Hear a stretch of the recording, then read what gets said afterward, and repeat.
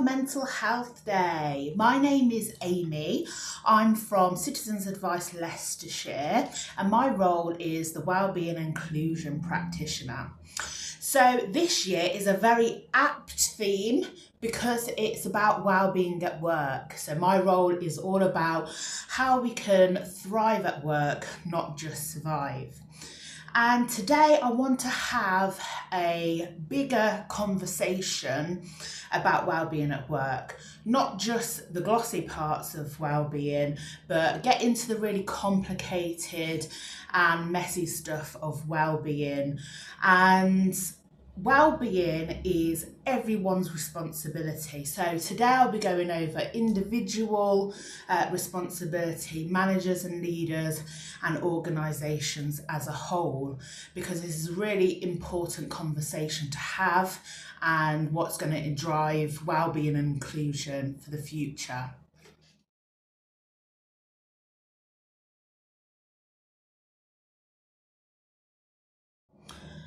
So some wellbeing things that you might see at work, such as the EAPs, which stand for Employee Assistance Programs. You might have work places that have like yoga sessions or like mindfulness breaks, like free wellbeing events. But what I want to really talk about is, although those have their place, when someone is so inundated with, overloaded with their workload, caseload, they're struggling to actually meet the responsibilities of the role. They don't have time to make use of these wellbeing resources because they're just trying to survive the day. So they don't have the capacity, they're often out of their window of tolerance. And then what I see in leaders is then shifting the blame onto the employee. Well, I've signposted them all to these resources, they're not making use of these resources. Because a lot of the time the problem isn't the person, it's the system they're working with, which is why I want to go over systemic trauma.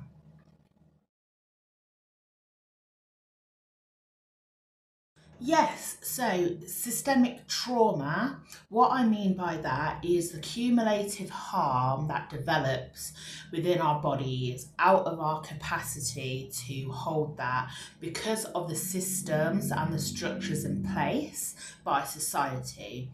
Because society doesn't think about the impact to the person's well-being, what our bodies can actually sustainably handle. So our bodies, our souls, they aren't built to perform indefinitely. We need adequate rest. We need a sense of safety, a sense of purpose, a sense of belonging. And workplaces, but society in general, don't offer that consistently. So the impact then is on our body, on our souls, it develops in our mind, sort of like mental health conditions that can express in physical ways, things like burnout.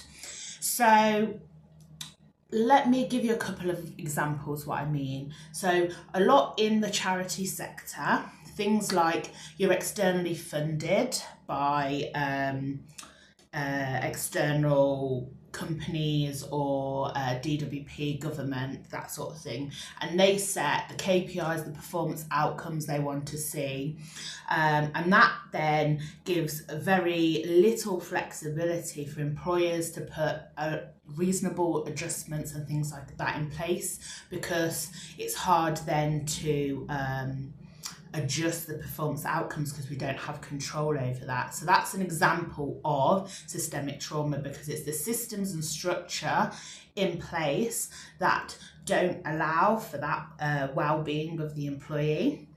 Another example, very big, NHS, is you can't stop patients coming in. You're in A&E, you can't stop how many patients are ill. There are demands. This very high pressured environment. It's very relentless. It is going to impact on the person's nervous system.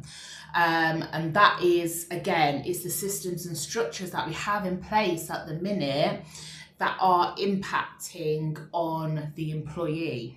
So I'm not going to sit here and be like a mindfulness app, or like a yoga session, free fruit, whatever it is that you've put in place is going to change all of that. Because systemic change, it takes time to develop over time, but that doesn't mean that we're powerless, because often when I talk about that, it can make us feel quite powerless and helpless. So that doesn't mean we can't do anything while we wait for the systems to slowly change. So let's talk about then what we can do and get some control back.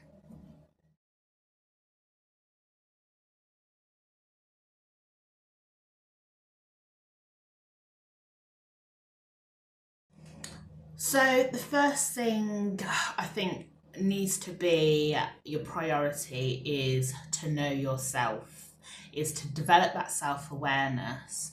What are your weaknesses? What are your strengths? What are your triggers? Have you learned to communicate effectively? Because knowing what restores your energy, what drains your energy, is the foundation of your well-being.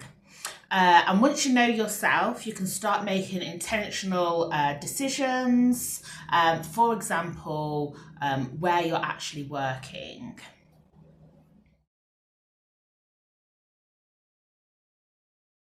So, job hunting then isn't just about whether they want you, it's about whether you want them. And I'd be looking firstly about intentionally picking where you want to work.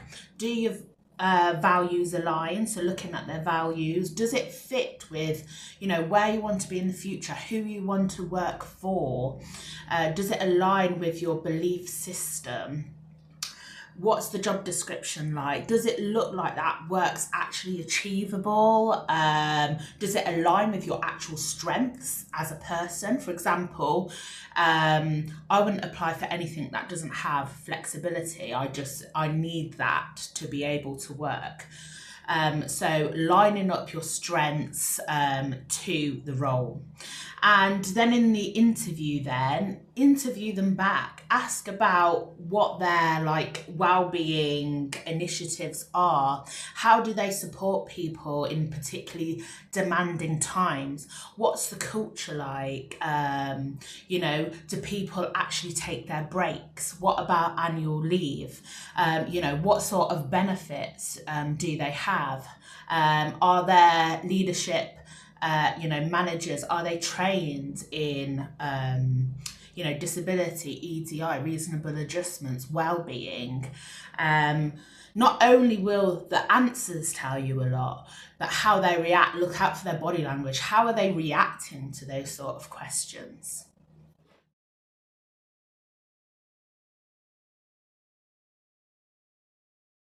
Yeah, so I see this a lot with new diagnoses, and you go in and ask for reasonable adjustments, and both of you and your manager are sat there a bit dumbfounded because the manager's like, well, I don't know what you struggle with or what the barriers are. And also for the newly diagnosed person, they're still getting to understand who they are. And that's why the self-awareness piece that I mentioned earlier is so important, because the expert on you is you.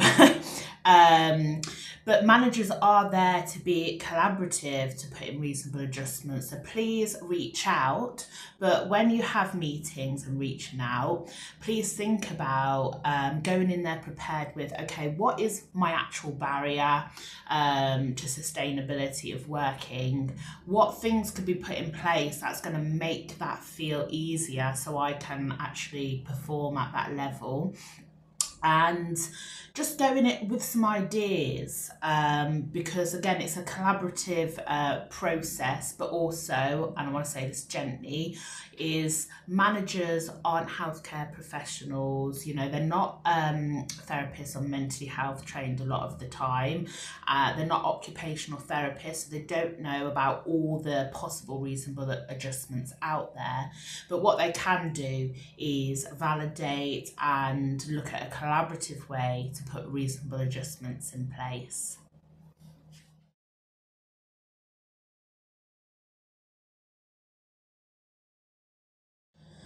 Yes, and I totally understand in the systems that we're in, it's not just easy to, quit your job and then you're going to find like an amazing, fulfilling job. That's the one. We do have to be realistic that some people are going to be in jobs they hate because we've got to pay bills. So that is, again, that's the systemic trauma part. But we can take care of our own personal well-being and give ourselves some personal control.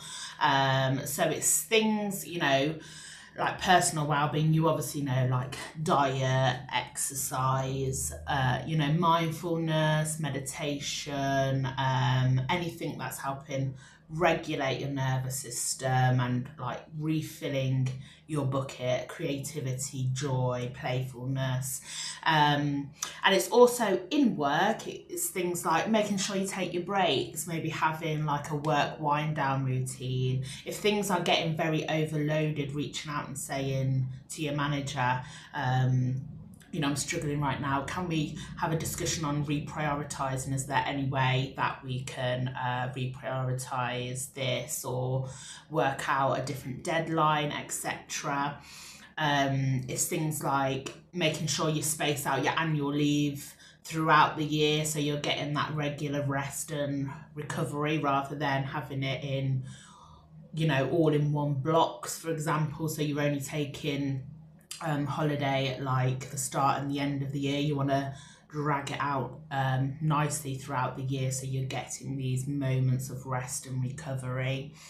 Things like reaching out to your manager before you hit crisis point, please, and hopefully there's enough psychological safety in work to do that, because if we can catch it early on, which again brings us back to the self-awareness piece of knowing yourself, be the expert of yourself, knowing when you're starting to burn out and when things aren't sustainable, tackle it head on then, because we can put preventative things in place to prevent, long-term sickness absence and, that burnout stage.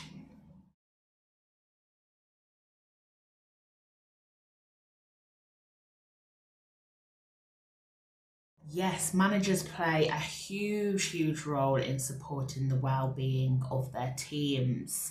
And it can feel a bit like a stuck in the middle because they've got pressure coming from above and also the pressure to maintain the well-being, support and culture of the team.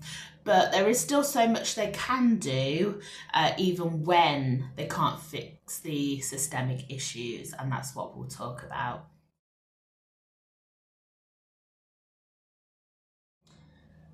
Yes, so one of the ways we can be impactful as managers in the system is start collecting visible evidence.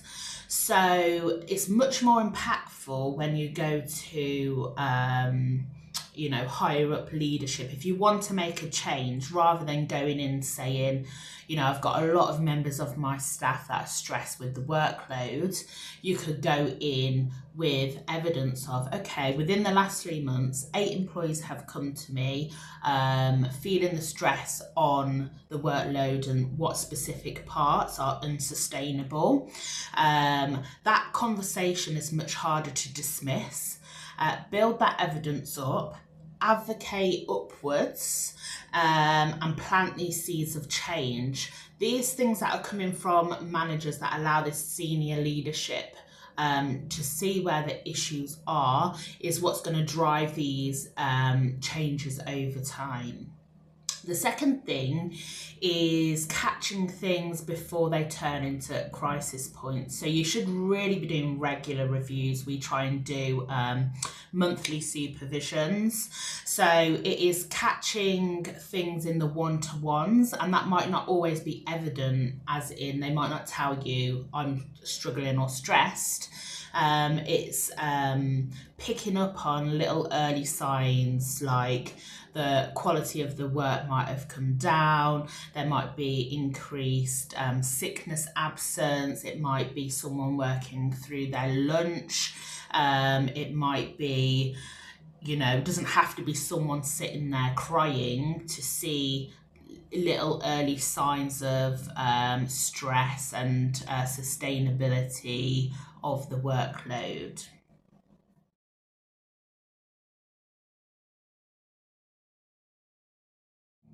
Yes, so I want to say first of all that culture is everybody's responsibility, not just managers, but managers are a big driver because they're the role models and they're sort of helping to cultivate the culture from the top down. So, for example, if you're working through your lunch, others will think that's, you know, what they have to do and what's expected of them. So look at your current culture. You know, it's not a badge of honour to skip your breaks and lunches, you know, to reply to emails after hours, to never say that I'm struggling or reach out for help. It is your responsibility to model the behaviours that you want to see in your culture.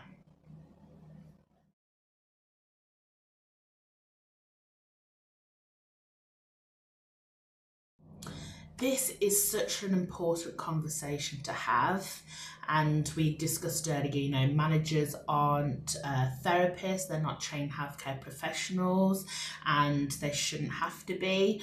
But if you are in a leadership position, you do need to be able to hold space for someone. So what does that look like? Holding space means that you're able to hold the uncomfortability of you know, intense emotions. It means listening without jumping to respond or provide solutions. It means being validating, using, you know, validating terms to acknowledge their experience, and also being uncomfortable in things like silence or very intense expressions of emotions. So you are creating an environment that people feel seen, they feel heard, and they feel safe. And that's what builds psychological safe environments. And then after you've able to hold that space, you can then consider the practical solutions if it's actually necessary. So looking at things like reasonable adjustments, EAPs, signposting, if you've got a wellbeing practitioner, referrals to there, to actually reduce the barrier that someone might be facing. And the other and last important piece of work I'll discuss for managers is please work on your own triggers. Because if someone can feel in a conversation that you're highly uncomfortable, people will notice and they'll stop bringing things to you. So please start to practice being uncomfortable, having conversations in conflict, or emotionally intense places where you can practice feeling uncomfortable with a situation and being able to hold and process that in your body at the same time as you're present with that person. It is such a big skill, and it's where psychological safety starts.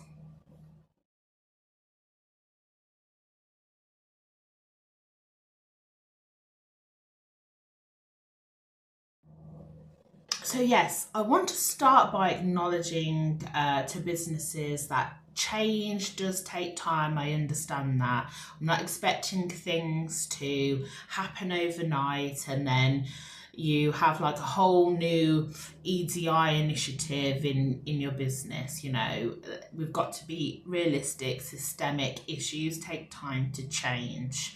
But there are things that you can do, and you can start right now with 3 things that you can do, whilst you're also building towards making these inclusivity changes. So let's talk about what's free first.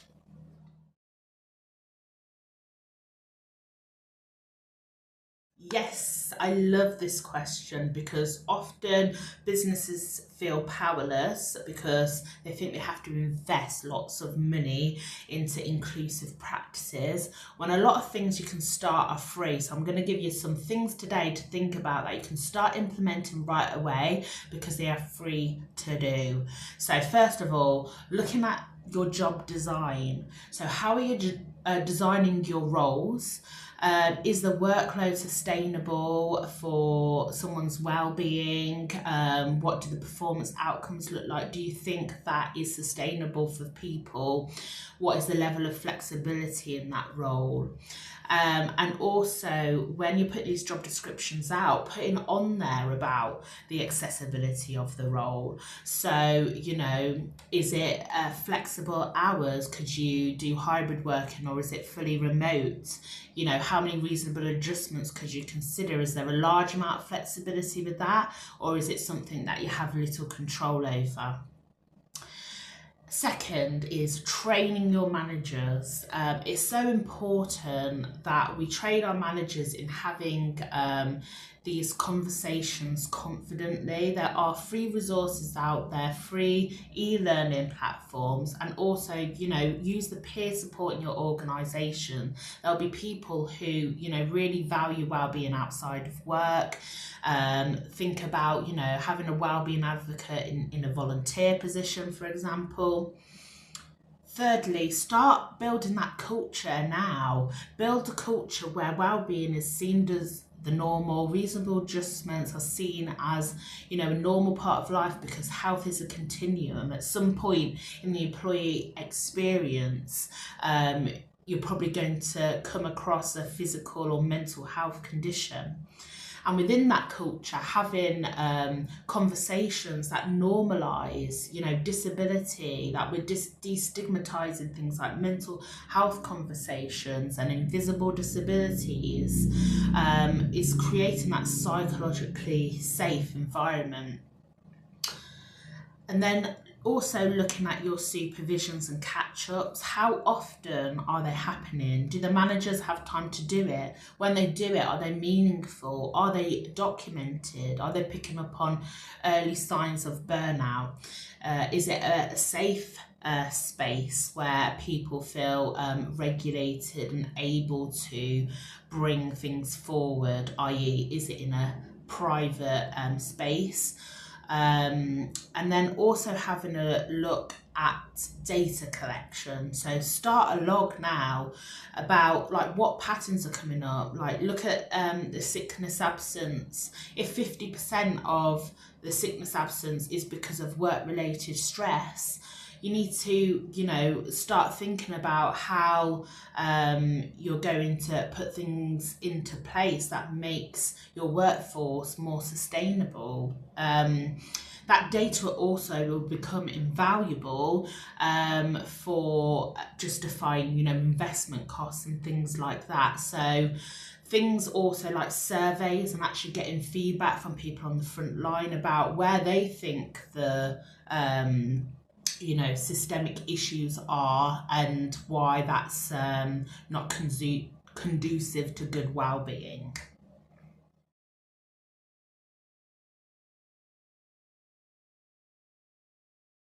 Yes, so if you want to start investing in sort of wellbeing initiatives, biggest recommendation is hiring wellbeing practitioners or someone in EDI that are embedded in the organisation, because they understand sort of the values, the job design, what would be reasonable in terms of adjustments to make, whereas external places like occupational health, they don't understand the nuances of the organisation. So that's like a biggest place that I'd start. We found a lot of benefit. I actually started as a volunteer and it's become a paid role because of, you know, how much it is needed in organisations. But not only are you protecting the well-being of the employee, it also goes towards your legal obligation as an employer and organisation. Then I would look at having a dedicated fund for reasonable adjustments. That's something I'm trying to put in place at the moment. So it shows employees that, you know, this is the norm, that you're supported throughout your employee journey here because health is a continuum. So reasonable adjustments are often seen as these big complicated things, and often they're like low cost and even free at times. So it's really changing that mindset and stigma about reasonable adjustments as well. And then look at what you're offering currently in terms of your wellbeing initiatives and see if people are actually engaging. You know, if you've got an EAP, how many people are actually engaging with that? And if they're not engaging, why? Is it because of the stress and they don't have the capacity to engage because of the overload in the workload? Because then really you're better off spending that money into things like your job design and making your workload more sustainable, funding technologies and like productivity tools for people so their job actually becomes more sustainable and they feel happy and healthier because they're actually supported in the systems that fail them.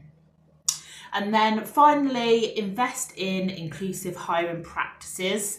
So thinking about, you know, flexible working, job shares, role carving, you know, really genuine flexibility and accessibility, because when you attract and retain the right people for you, it's also good for the business. You know, people feel genuinely happy, thriving, you know, they feel valued, they want to stay and they want to make an impact. You know, that is the sort of culture you want to be building. So you get sustainable, happy workers, which result in low sickness absence, high retention rates, high performance, people who actually want to be there and work towards a common goal, which, you know, is the purpose of business. So it's not just good for people well-being. Well-being is good for business.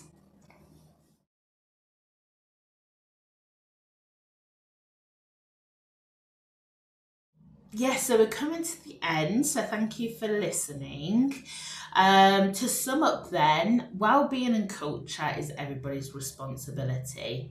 So for the individual, it's about the self-awareness, being the expert of yourself, advocating for yourself, communicating your needs, and reaching out before you hit that breaking point. So knowing your early signs. And then for managers, it is starting small. You don't have to change or fix the whole system to make a difference. It's those small, consistent changes. It's looking at the culture of your team, making changes there. How can you create more psychologically safe environments? How to hold space for people, being confident with conversations around conflict and reasonable adjustments, and creating those psychologically safe environments by knowing your own triggers and being able to sit in discomfort in the presence of, you know, conflict and things like that. So for organisations then, it is just starting, and hopefully I've given you some starting points in this video, but just start somewhere, start small, start free, but just start. Because it is so important to create these healthy, sustainable places at work. You know, not just for the person, but it is a legal requirement. You know, the HSE this year has determined that psychosocial risks are as hazardous as physical hazards from April 2026 this year. So if you're not being proactive at this, you know, there are significant costs to the business. And people, they spend so much time of their lives at work. They deserve to feel safe, supported and seen while they're here. You know, they deserve to feel that they're being living a fulfilling purpose at work. So thank you for listening. I hope you've enjoyed it. I hope you can take anything away that resonates with you. Happy Mental Health Day. Take care of yourself and take care of others at work. Thanks for listening.